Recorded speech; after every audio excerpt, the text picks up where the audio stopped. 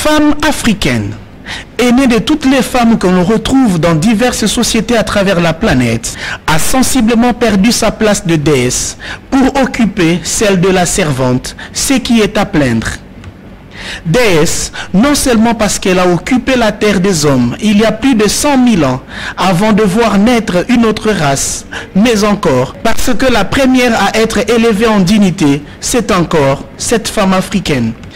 Autant on ne peut douter de la civilisation égyptienne avec ses éloges, autant on doit retrouver la femme noire dans la mythologie égyptienne et dans les enseignes des palais royaux, au rang des déesses, reines et références de société.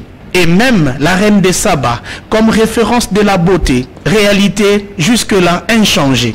Malheureusement, au fil du temps, cette gloire féminine africaine n'est restée que nostalgique. Et mes observateurs pensent que les contacts avec les cultures et civilisations occidentales, teintées de l'esprit de domination, en est la principale cause. La mission occidentale de rendre l'Afrique une naine, une caricature géographique planétaire, n'a pas épargné les consciences humaines, surtout de la femme qui oublie vite son rôle de gardienne et de protectrice de valeurs pour devenir une vectrice de l'exil culturel, de la culturation, soit de l'aliénation de sa société.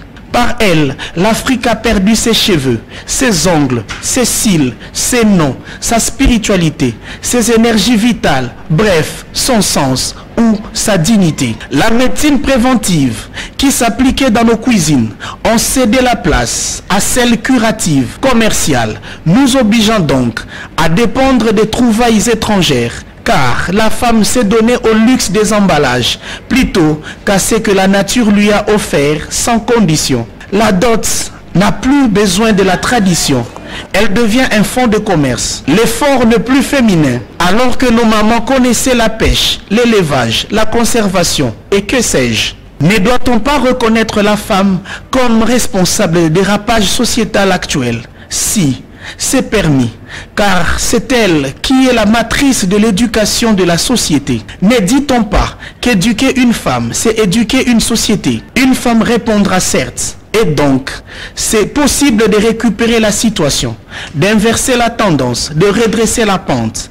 Une seule condition, investir dans nos femmes, nos sœurs, nos mères, les seules que nous avons. Toutefois, nous les aimons telles qu'elles sont.